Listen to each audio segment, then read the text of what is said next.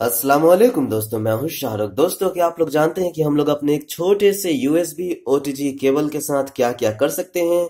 आप अभी तक सिर्फ इस्तेमाल करते होंगे इसका पेन ड्राइव को माउंट करने में, लेकिन दोस्तों मैं बता दूं कि इस यूएसबी ओटीजी केबल से हम लोग और भी बहुत सारे ऐसे ऐसे काम कर सकते हैं जिनके बारे में आपने सोचा भी नहीं होगा। तो दोस्तों, मैं हूं शाहरुख और आप देख रहे हैं द टेक स्टार। तो चलिए आज जानते हैं यूएसबी ओटीजी केबल के यूजेस के बारे में। दोस्तों, सबसे पहले यूज क्या है यूएसबी ओटीजी केबल की। तो सबसे पहले तो हमें इसे अपने फोन से कनेक्ट रखना है, क्योंकि जितने भी यूजर्स होंगे सभी अपने फोन से कनेक्टेड हुए में होंगे। उसके बाद जो सबसे पहली यूज है दोस्तों, वो तो यही है कि हम अपने पेन ड्राइव को माउंट कर सकते हैं, जो कि एक सिंपल सी यूज है दोस्तों। अगर हमारे पेन ड्राइव की फाइल्स को माउंट करनी है तो यूएसबी ओटीजी केबल में हम लोग पेन ड्राइव को माउंट करके अपने फाइल्स को देख सकते हैं और यहाँ से दोस्तों फाइल्स को एक्सेस कर सकते हैं यूएसबी स्टोरेज की। तो दोस्तों ये काफी आसान है, ये काफी जबरदस्त फीचर है। हर एक एंड्रॉयड फोन में आजकल जो भी आती है सब में यूएसबी ओटीजी सपोर्टेड होती है।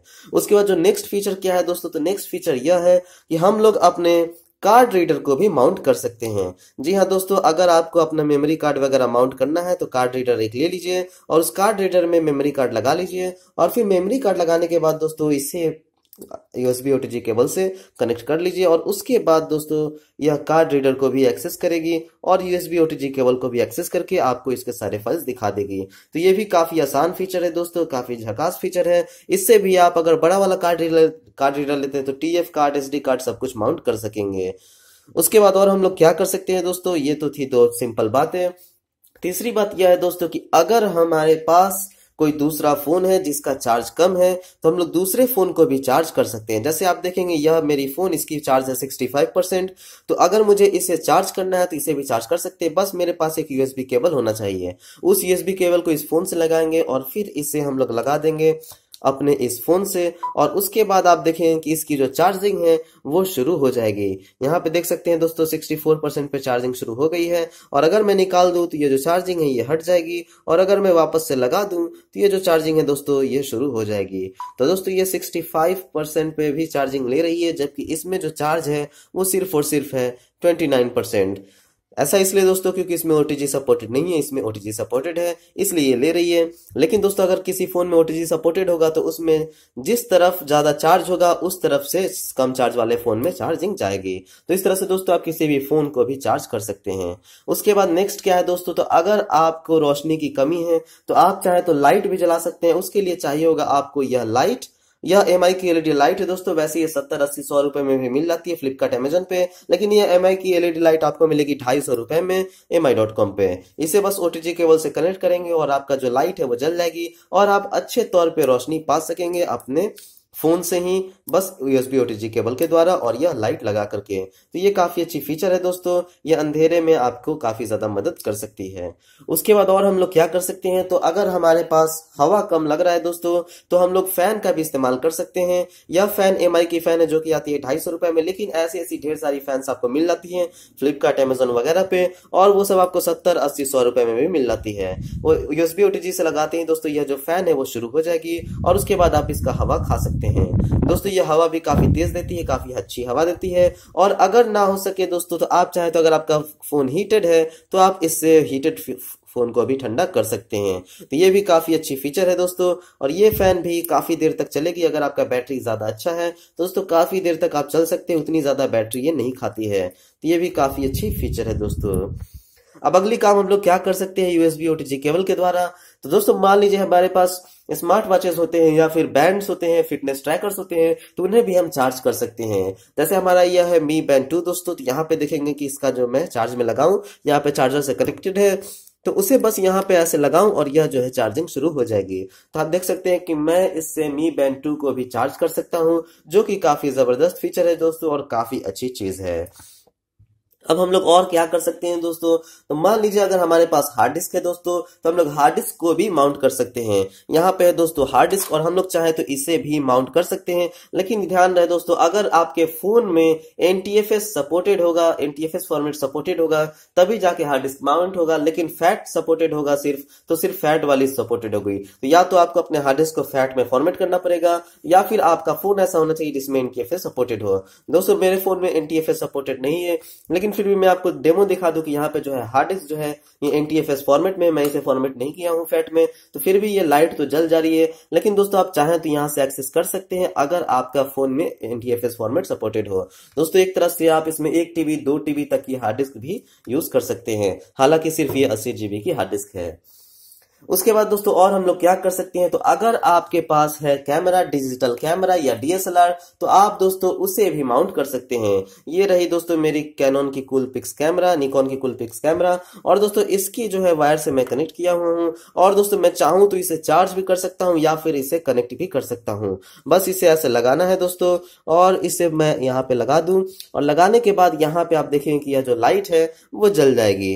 लाइट जलने के बाद यहाँ पे पूछेगा कैमरा इंपोर्टर, आप इसे ओके दबाएं और उसके बाद आपके कैमरा की सारी फोटोज यहाँ पे आ जाएंगी। हालांकि दोस्तों कनेक्शन प्रॉब्लम के इशू के कारण थोड़ी सी कभी कभी प्रॉब्लम आ सकती है, लेकिन दोस्तों आप 2 काम इससे आसानी से कर सकते हैं। सबसे पहला तो आप अपने कैमरा को चार्ज कर सकते हैं, और दूसरा काम आप अपने कैमरा के फोटोज को अपने फोन में इंपोर्ट कर सकते हैं। यहाँ पे दोस्तों आपको बस ऐसे लगाना है, और उसके बाद जो है ये पूछेगी कैमरा इंपोर्टर अगर आपके फोन में गूगल है, और उसके बाद आप कैमरा इंपोर्टर से कोई भी फाइल को इंपोर्ट कर सकते हैं। यहाँ पे मैं आपको दिखा दूं जल्दी से, यहाँ पे देख सकते हैं दोस्तों मेरी फोटोज, तो यहाँ पे दोस्तों आप कैमरा इंपोर्टर से इंपोर्ट भी कर सकते हैं। तो ये भी काफी आसान है दोस्तों, काफी अच्छी फीचर है। अगर आपको कैमरा बार बार निकालना नहीं है तो ये काम भी कर सकते हैं। अब एक और बात बता दूं कि अगर आपके पास DSLR है दोस्तों, तो DSLR को कंट्रोल भी कर सकते हैं USB OTG केबल से। उसके लिए एक ऐप आता है DSLR डैशबोर्ड, और उस ऐप को डाउनलोड कर लेंगे तो DSLR को अपनी USB OTG केबल से कनेक्ट करेंगे तो पूरा DSLR को कनेक्ट कर पाएंगे अपने इस फोन से।